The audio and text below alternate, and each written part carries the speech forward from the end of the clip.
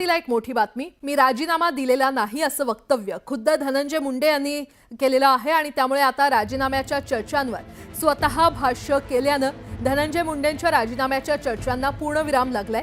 दरम्यान बीडमध्ये सरपंच संतोष देशमुख हत्या प्रकरणात धनंजय मुंडेंवर सातत्यानं निशाणा साधण्यात येतोय। विरोधकांनी राज्यपालांची भेट घेत मुंडेंच्या राजीनाम्याची मागणी केली होती। मात्र या प्रकरणात आता धनंजय मुंडेंनी राजीनामा दिल्याची चर्चा काल रंगली होती। तसंच धनंजय मुंडेंच्या राजीनाम्याबाबतचा निर्णय अजित पवारांनी राखून ठेवला असल्याचंही सूत्रांच्या माहितीकडून समोर आलं होतं। मात्र धनंजय मुंडेंनी राजीनामा दिलेला नाही असं स्वतः स्पष्ट केलंय। त्यामुळे या चर्चांना आता पूर्णविराम लागलाय।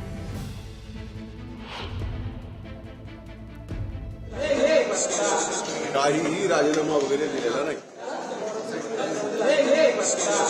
काहीही राजीनामा वगैरे दिलेला नाही।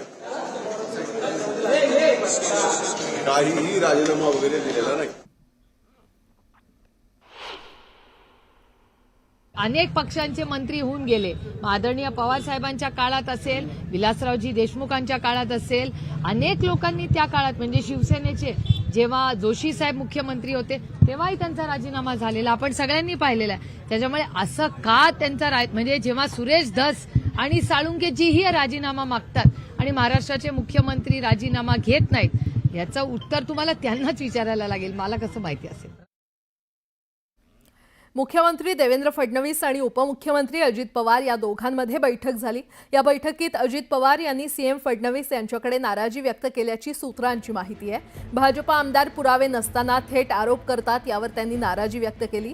आरोप करताना पुरावे दाखवावेत, विनाकारण आरोप नको अशी भूमिका अजित पवार यांनी मांडल्याची सूत्रांची माहिती आहे। मुख्यमंत्री फडणवीसांनी आपल्या पक्षाच्या आमदारांना सूचना करू असं आश्वासन दिल्याची माहिती आहे। तर सुरेश धस हे मुख्यमंत्री फडणवीस आणि बावनकुळेंची भेट घेणार आहेत। यावेळी त्यांना समज दिली जाऊ शकते अशीही शक्यता आहे।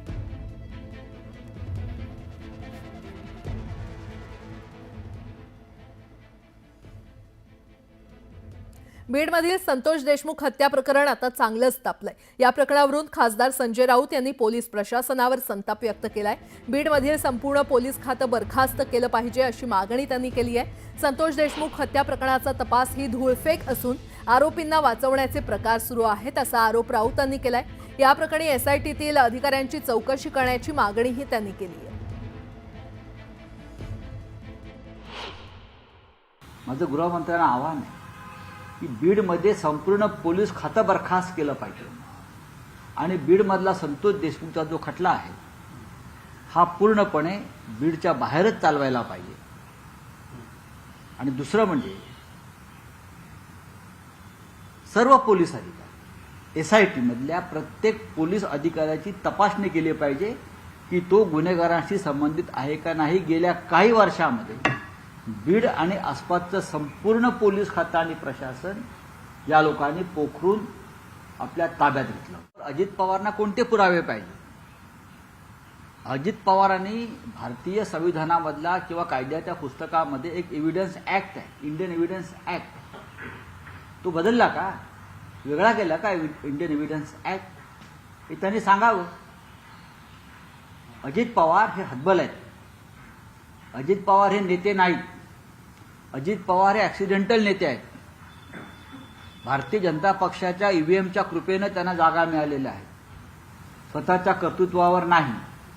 जर ते नेते असते आणि महाराष्ट्राचे नेते असते तर त्यांनी बीड प्रकरणामध्ये मंत्र्याला आपल्या मंत्रिमंडळातून वगळलं असतं।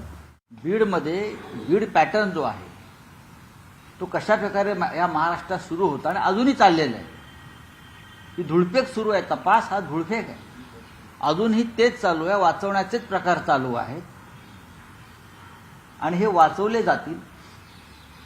खरे आरोपी आजही बाहेर आहेत। सुरेश धस बोलतात आणि नंतर माघार घेतात, त्यांना वरून दट्ट्या आला की माघार घेतात।